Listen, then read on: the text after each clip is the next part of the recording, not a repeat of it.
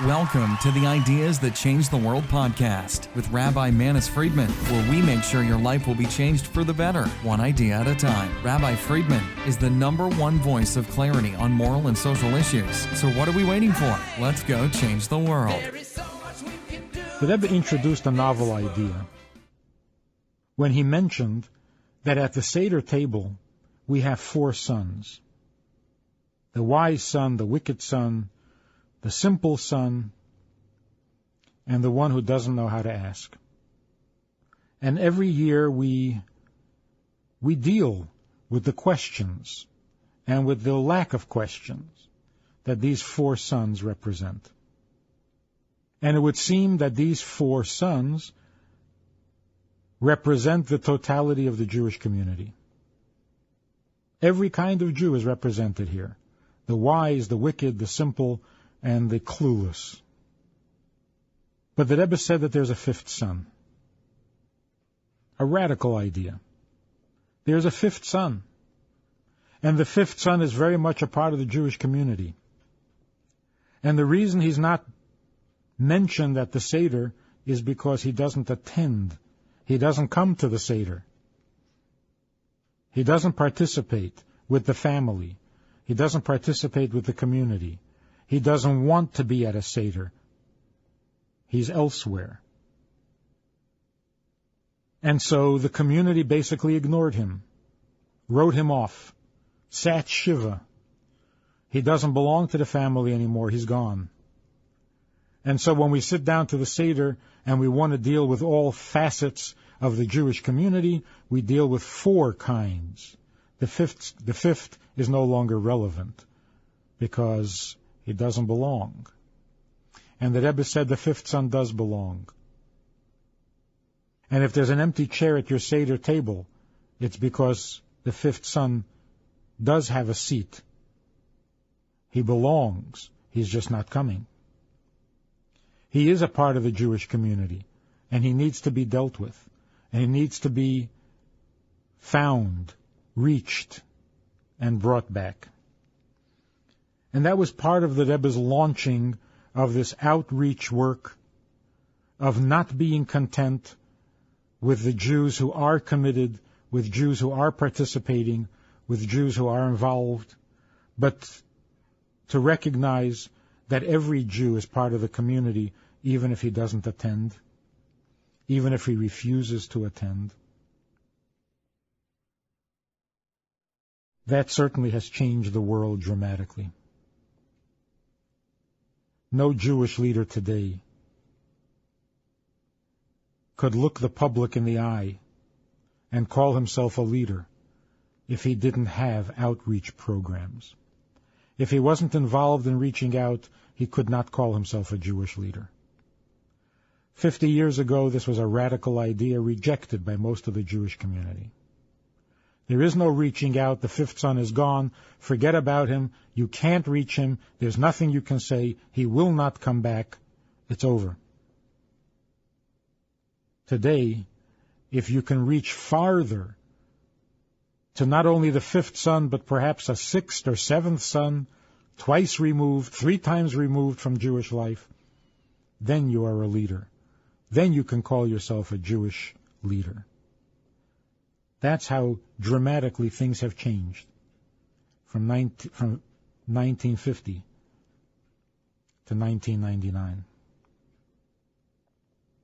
But in this awareness, in our concern for the 5th son,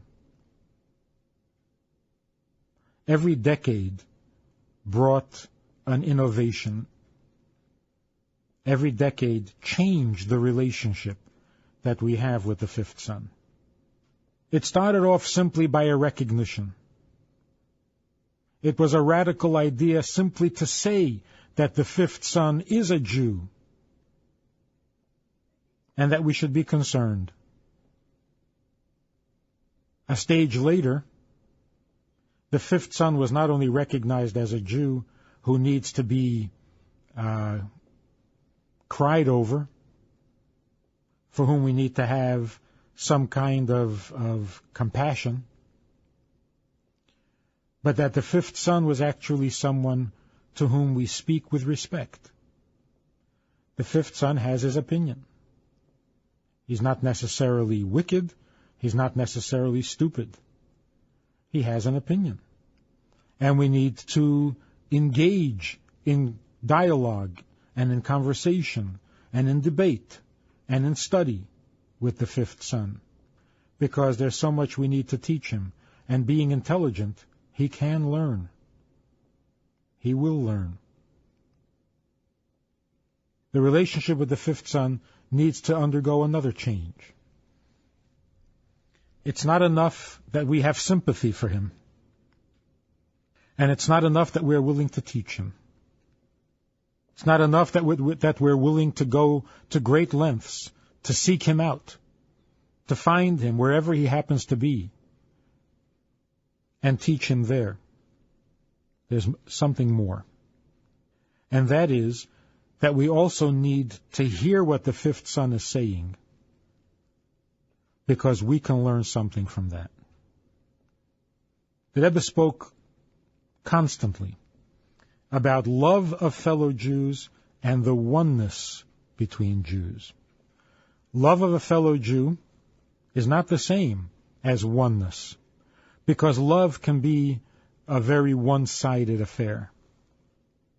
Oneness means that it's a two-way, it's a two-dimensional union. Oneness cannot result from one person feeling that he is the outreacher and the other person feeling that he is the outreachee. That one is the teacher and one is the student. One is the know-it-all and one is the know-it-nothing. One is full of knowledge and information, and the other is empty and uninformed. That's not oneness, even if it is love. The student may love to learn, and the teacher may love to teach.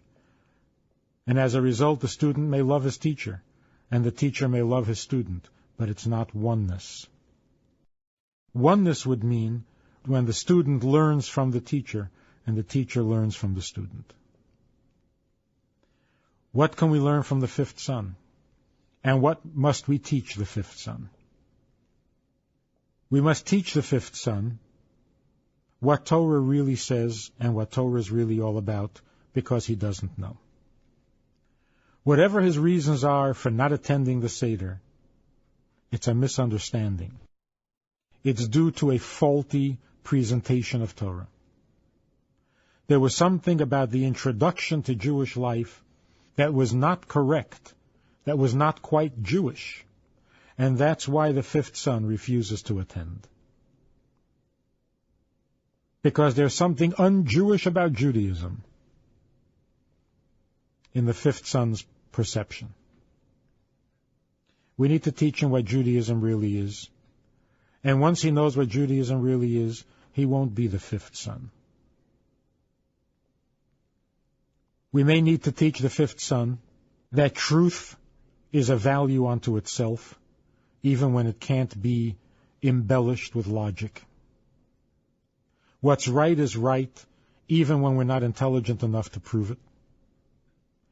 What's right is right, even when we can't find the right words with which to convince others of its rightfulness.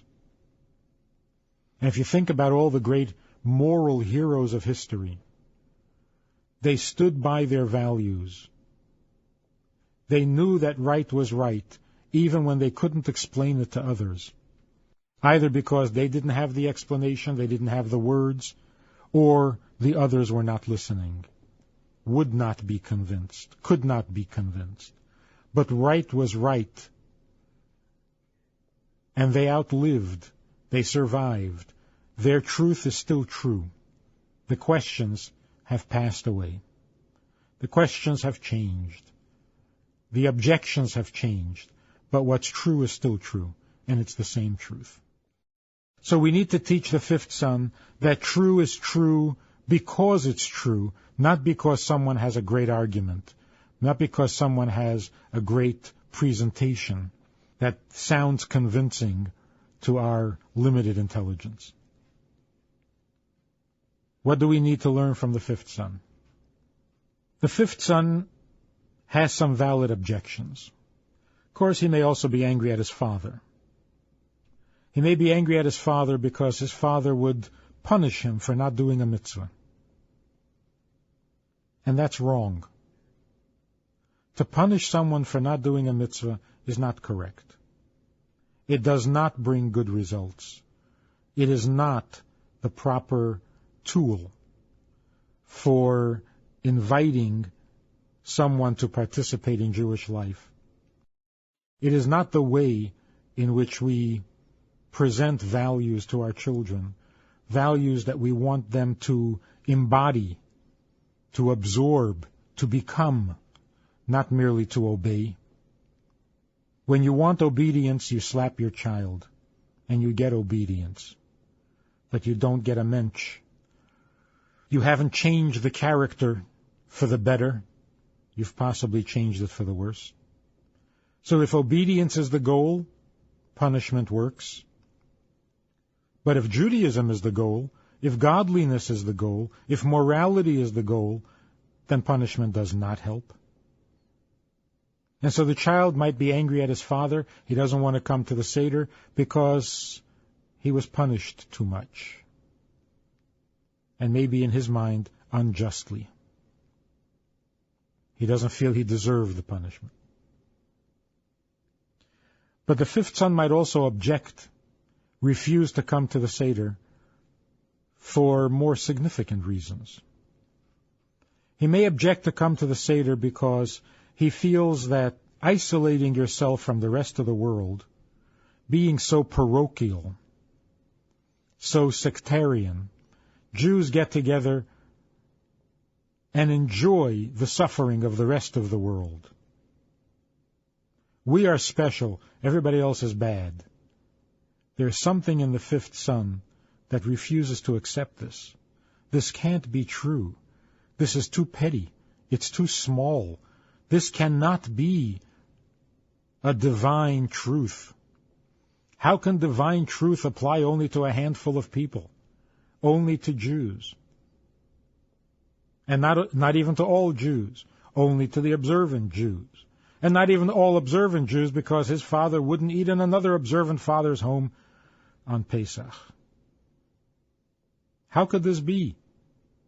There's something about it that bothers the fifth son. And he doesn't come because he's making a statement. What is a universal truth cannot be limited to one group of people. And if Torah is valuable, if Torah is the Word of God, shouldn't it be a universal truth? And he's right. The fifth son is right. Torah is for all people. Torah is universal. Torah does encompass every issue, every nation, every aspect of the created universe. Not that all people should be Jewish. But the Torah addresses every condition in the world. To the Jew, the Torah has Jewish commandments. To the non-Jew, the Torah has universal human commandments. Concerning the animal, the Torah has compassion. Concerning the physical object, the Torah places value. So the Torah says you may not destroy wantonly any object. It's wasteful. Every object has its value. You do not destroy what God creates. Concerning animals, God says, do not be cruel. Do not cause pain. Do not be immoral in your treatment of animals. Why? Because animals feel pain, and animals feel injustice. Bilam's donkey said, I'm a donkey. You can ride on me, and you can beat me to go faster. But don't beat me when I can't go. There's an angel in the way, and you beat me 3 times for nothing. The animal objects to abuse. And so the Torah tells us, to feel the animal's pain and discomfort.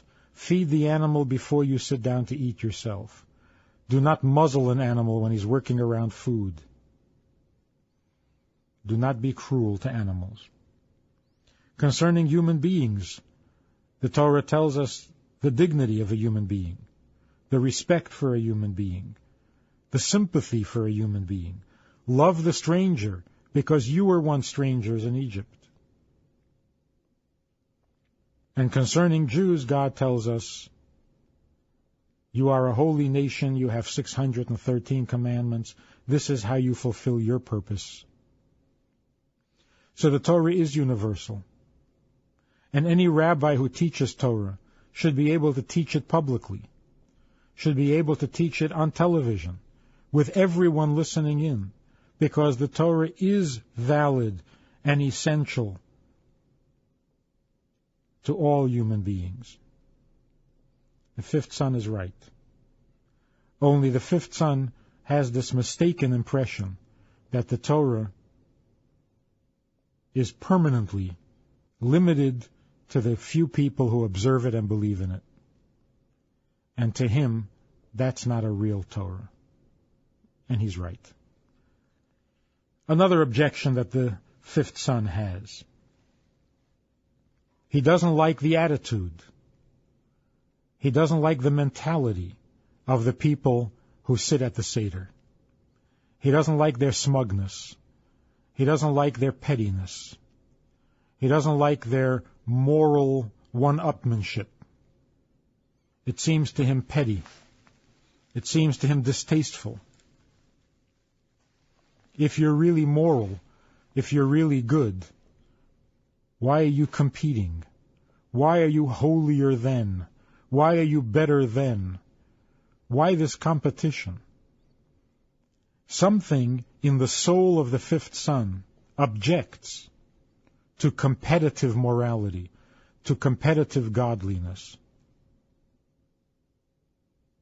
His instinct tells him that godliness must come along with humility, that godliness must be innocent, artless. It must come natural. It can't be something you wear on your sleeve. It can't be something you beat others up with. I'm better than you. I'm holier than you. I know more than you. This can't be. And so he objects to this by not coming to the Seder. Can we learn something from the fifth son?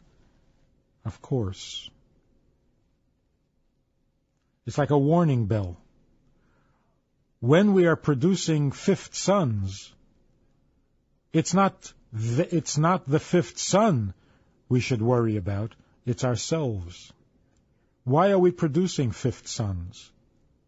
What is it about our way? What is it about our practice? What is it about our teaching? What is it about the form of Judaism that we are living that is creating fifth sons?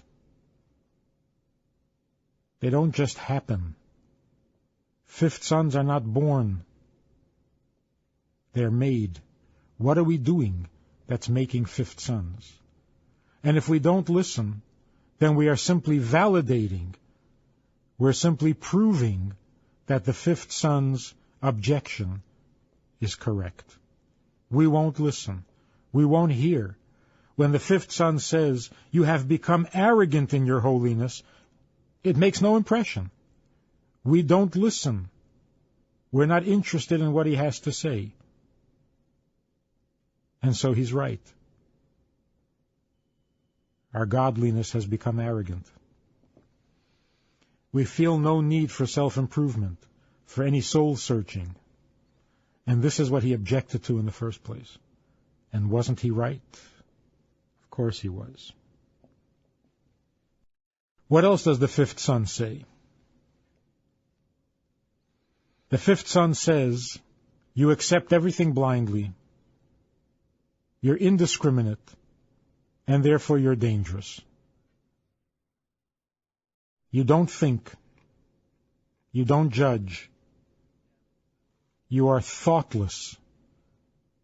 And although faith is wonderful, and sometimes even enviable, But if you have to pay the price, if you have to choose between being a believer and being thoughtful, the fifth son says, I would rather be thoughtful. I'll take my chances. But to not be thoughtful, to simply accept everything indiscriminately, blindly, does not appeal to the fifth son. And that's not because he's bad. That's because he's wise. And we need to hear that, and we need to respond to that, and we need to look at what we're doing in order to know what it is that is giving the fifth son the impression that you have to choose between having faith and being thoughtful, as if the two do not go together. Being thoughtful means that even when you believe that everything that God does is good, you can still distinguish between those things that are painful, those things that don't appear good, those things that don't seem right. Simple example, painful example. The fifth son objects to godliness, to Judaism, to Torah, because God allowed a Holocaust. Now that itself wouldn't be so bad. Everybody objects to a Holocaust. But the fifth son has heard rabbis and teachers, and maybe even his own parents, saying the Holocaust was not wrong. People were sinning, and that's what brought the Holocaust. A sixth sense in the fifth son tells him that this cannot be correct. This can't be right. This can't be nice. This can't be good. This can't be godly. You cannot blame the victim. You cannot justify God because you have faith at the expense of the victim. That's thoughtless. That's where you have to choose between having faith and being thoughtful. Or so it appears. The fifth son is correct. Of course we believe that everything God does is for the good. That doesn't mean that we don't feel the pain, that we don't suffer. It doesn't mean that we don't ask the question. On the contrary, the more you believe in God, the more you ask that question, because the more real God is, the more real your question is. Who are you asking this question of if you don't believe in God? How can you object to the judge and condemn him for being unjust when you don't believe there is a judge? So it's precisely the believer who asks that question. The one who believes in God and the one who believes in the goodness of people. If you don't believe in God, you have no one to ask that question of. And if you don't believe in people, you have no objection to their suffering. So who asks the question, why do the righteous suffer? Only someone who knows that God is listening to his question, and only someone who knows that the sufferer was righteous. There's another objection that the fifth son has. He gets the impression that to be a Jew you must behave a certain way. If you live by the commandments, you are a true Jew. If you don't live by the commandments, you are not a true Jew. You're merely a technical accident of history. You happen to be born to a Jewish mother, but you're not really a Jew. That's the impression. That's what he's heard from his grandparents, he's heard it from his rabbis, or simply it hangs in the air. There is that impression. The fifth son objects, because his godly soul tells him that it can't be true. A Jew is a Jew because he's Jewish, not because of anything he does or doesn't do. And that's not a minimal Jewishness, that's the maximal Jewishness. Because no Jew can be more Jewish or less Jewish than a Jew. And so to prove his point, he refuses to participate. He doesn't come to the Seder because he's trying to convince you that a Jew is Jewish even if he doesn't eat matzah. A Jew is Jewish even if he doesn't fast on Yom Kippur. Isn't he correct? Isn't he right?